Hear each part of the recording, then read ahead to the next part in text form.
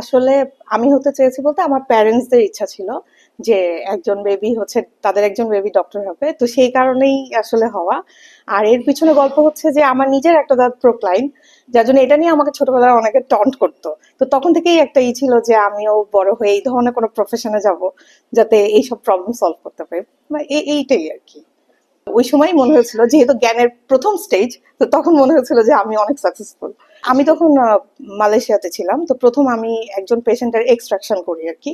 তো সেই ওই দাঁতটা নিয়ে অনেক সাফার করছিল।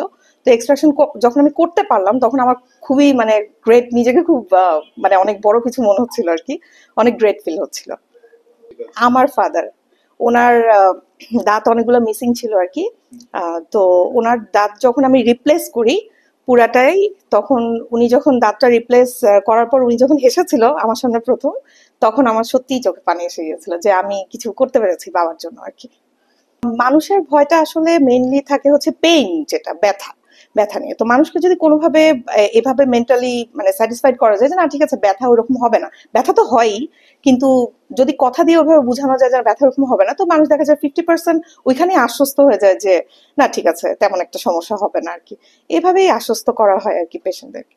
আমি সবচেয়ে বড় পাওয়া মনে হয় এখন পর্যন্ত পাইনি আর কি।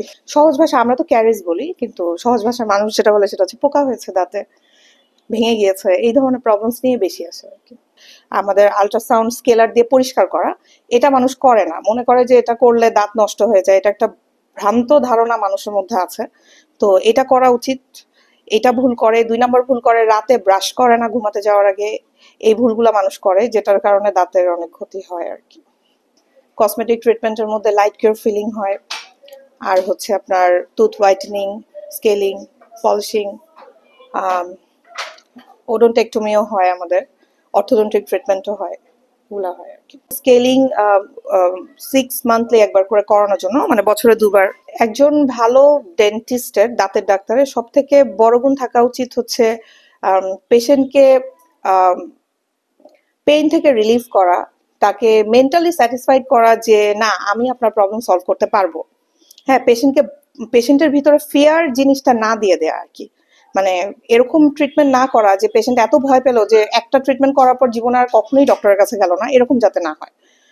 আমি এটাই মনে করি। আমি এটাই বলবো যে 6 মান্থ পর পর একবার স্কেলিং করাতে, রাতে ঘুমাতে যাওয়ার আগে ব্রাশ করার জন্য, রাতে ঘুমাতে যাওয়ার আগে ফ্লসিং করার জন্য, এই ধরনের কিছু কিছু জিনিস মেনটেন করলে, ভালো টুথব্রাশ টুথপেস্ট ইউজ করা, কিছু কিছু জিনিস মেনটেন করলে তাহলে ভালো থাকতে পারবে আর কি। ডিজিটাল এক্সরে আমরা ইউজ করি না, আমরা আল্ট্রাসাউন্ড স্কেলার ইউজ করি, মাইক্রোমোটর, আল্ট্রাসাউন্ড পলিশ, মানে পলিশার যেটা, এগুলো ইউজ করি আর কি। আমি এখানে ওই যে যেটা আপনি বললেন ডিজিটাল এক্সরে আর কি, ওইটাই আমি এস্টাবলিশ করতে চাই এখানে। পরামর্শ হচ্ছে বেঁচে থাকার জন্য খাওয়া অনেক জরুরি, খাওয়ার জন্য দাঁত অনেক বেশি জরুরি। এই জন্য আমি সবাইকে সাজেস্ট করবো যে সবাই যেন দাঁতের ব্যাপারে অনেক বেশি যত্নশীল হয়।